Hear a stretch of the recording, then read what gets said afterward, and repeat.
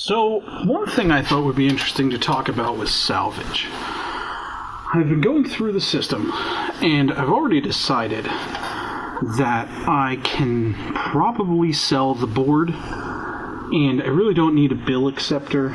Sadly, the bill acceptor's left a pretty big hole in the coin door, so I'll probably have to replace the coin door at some point, but I really don't care to have a bill acceptor, so I'll sell that. And now I'm kind of going through what else I have.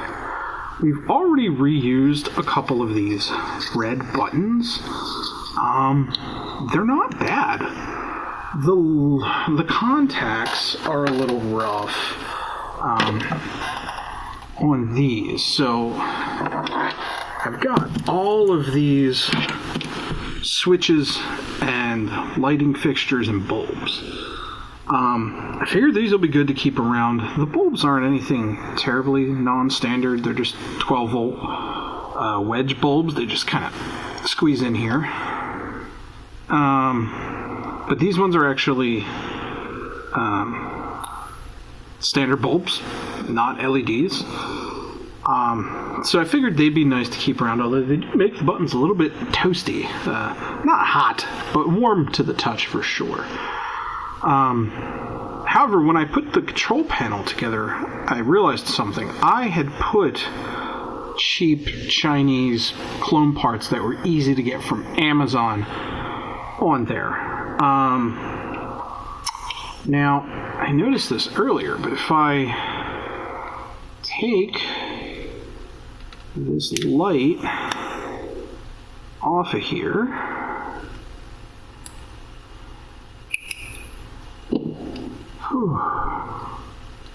hope you can see that. These are... Oh, switch to autofocus.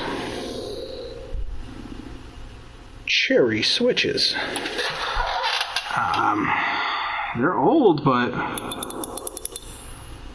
got a decent bit of play. And these are real switches. So, now granted, I would like higher quality plastic, so I'll definitely want to upgrade the buttons eventually. But I've kind of got a thought to... there's two main action buttons, right? So we've got jump, we've got attack, jump, player 1 start, player 2 start. So I've got enough switches to switch out all the buttons and then have 2 left over. Or I've got enough switches to switch out the attack and jump buttons, and then 1, 2, 3, 4 could change the switches out on the joystick. So what I'm going to do is I'm going to tear all this down, and I think first I'm going to put one of these into the attack button and leave it out of the jump, and we can kind of compare the play on those 2 buttons. And then I'm going to decide from there, because honestly, player 1 start and player 2 start don't need to be great buttons. They just, you hit them once to start the game. So I think if this feels good in the button, I'm going to definitely change out the 2 buttons and then swap out the joystick, see how it feels. Alright, I'm going to tear these down and then we'll get over to the cabinet. So quick note before we go over to the cabinet. As I started pulling these apart, I noticed some of these things are not like the others. All the lights came off nicely. They are all the same. That's good. These white switches are in fact cherry. These black switches, though, have no branding. Just micro switch. Freeport, Illinois. Playing with them outside, you can probably hear the difference in the click.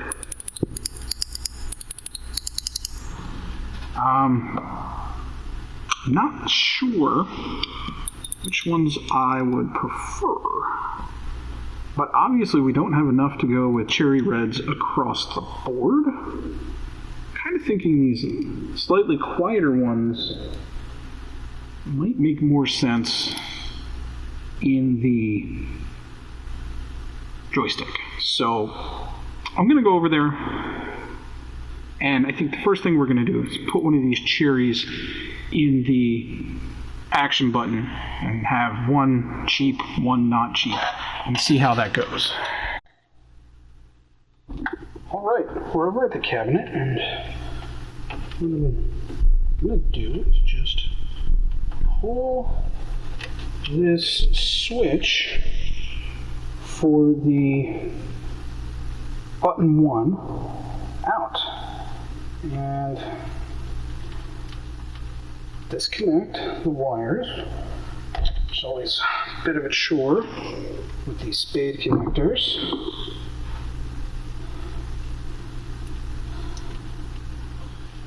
Let me get my needle nose pliers, they help.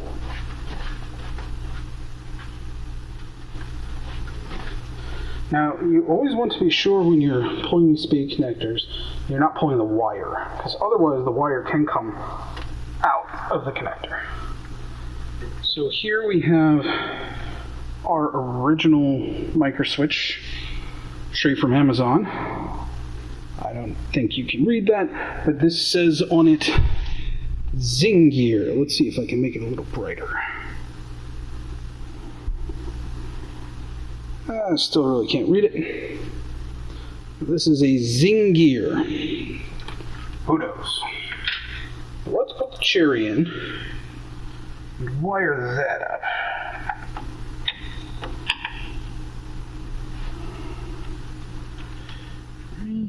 Ground goes to the bottom leg, and then our free-floating blue wire goes to the bottom pin. Right. Get this back on. I think what we're going to do is fire up the Pandora's box into its test mode, and we can take a look at how the inputs are running. Let me reposition the camera, and I'll be right back. Alright, now as you might notice, one of the lit buttons isn't lit anymore. I think we've got some contact issues with the solder.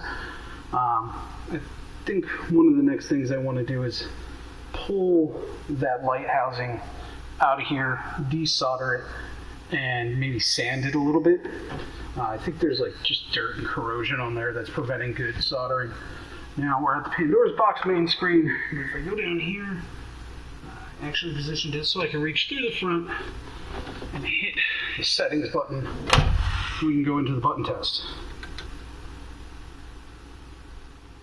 So over here we've got A, which is button 1, and button 2.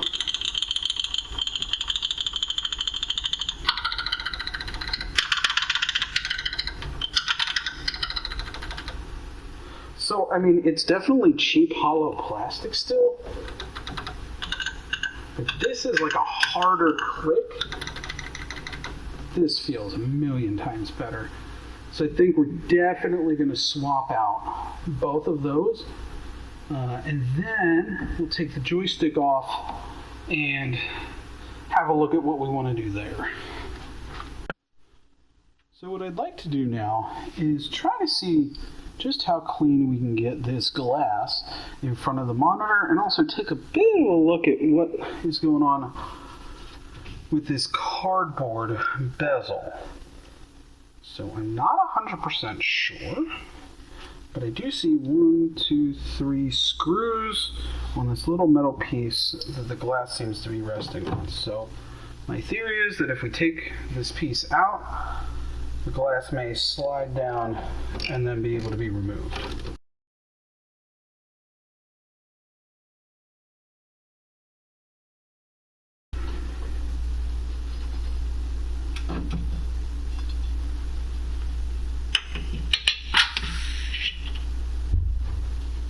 All right, let's see here.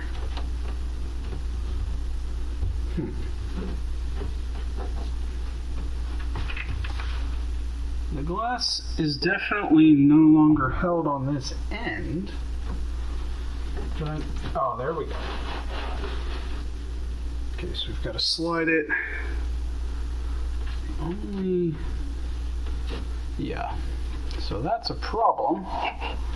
When I slide the glass, it's hitting against where the control panel rests. So, maybe that's not the way to do this. Alright, so around back here, we have another metal plate with 2 screws in it. Looks like there's spot for a third that's not there.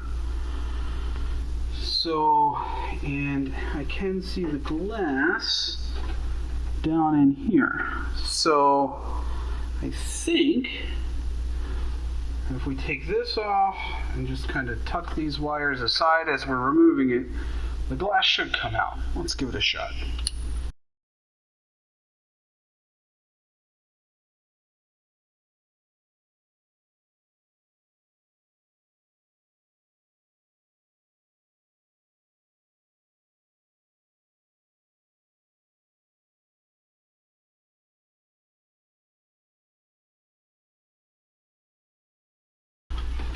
This wire that goes to the power switch and this ground are in the way. All right. Now we should really be able to clean this piece of glass. And then also take out this plain Jane black bezel. Huh. Interesting. The bezel seems to be attached directly to the shroud. Let's see if we can't figure out how to get that out.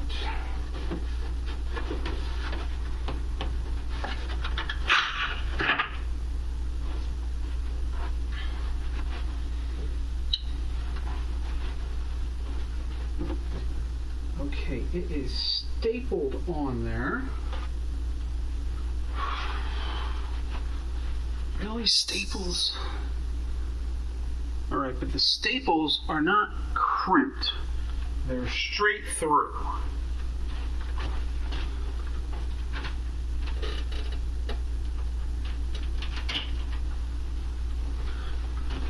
So I'm thinking if I go around the front and use this precision screwdriver, I should be able to pull them out.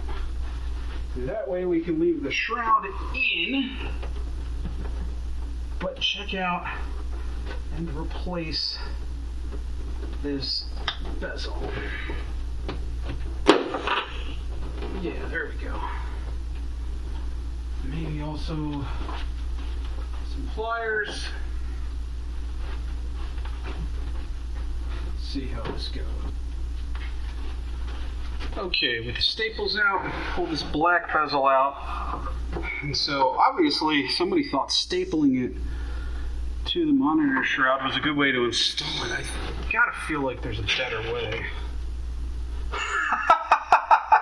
No way! Look at that. That's awesome!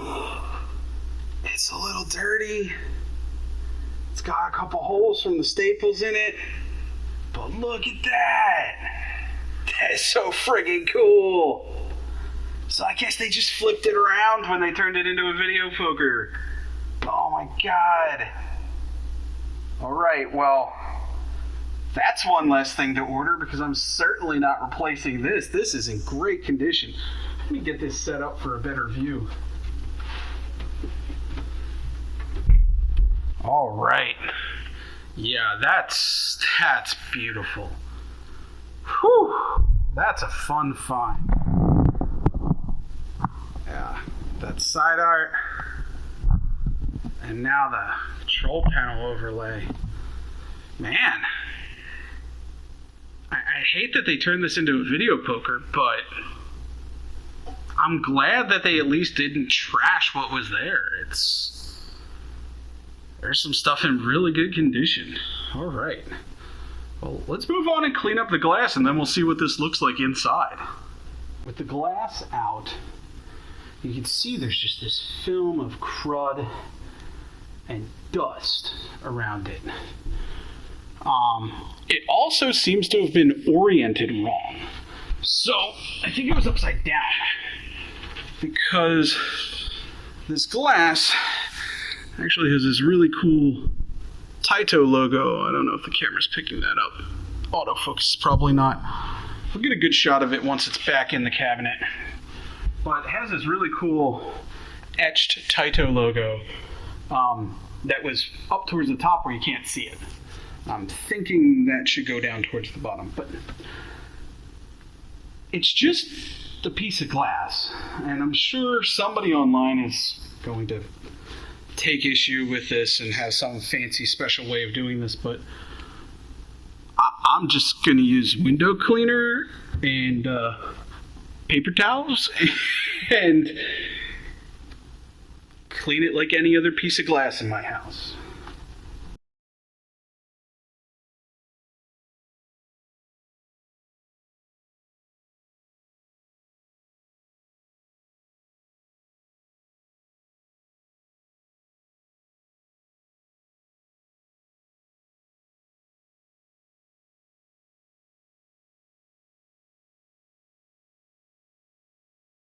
Really isn't coming off. We could do a bunch of work to it, but my thought is that our sick new bezel is probably going to cover a lot of that up.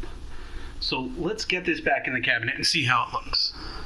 So I've been having a pretty rough time getting the bezel back in, and so I had to kind of sit here and look at what was going on. I'm assuming this is why Mr. Staples did what he did, but if you look, this is the shroud, and then this is the bezel, and then this is the channel that the glass rides in. And so you can see a little better on this side that basically you have to kind of jam the bezel in between the shroud but under the channel where the glass goes. That way when I come back to insert the glass, it's not going to catch on the bezel. At least that's my hope, but I don't know if this applies to every cabinet, but it sure seems to be what Taito has going on. Guys, this is so exciting. This art looks awesome. Glass is all cleaned up. I even Windexed the tube while the glass was out. I can even come over here and show you the Taito logo etched on the glass. And yeah, this is perfect. No need for a reproduction. Bezel's just there. Love it. So, what did I learn? Well, I learned to never stop looking. Honestly, these old cabs, you never know what you're going to find, and until you've looked in every nook and cranny, there may be hidden gems. The other thing I learned is that I want to always be reducing, reusing, recycling, and that's because the original stuff looks great and works great. So, please like and subscribe if you enjoyed the video, and I will see you guys on the next one.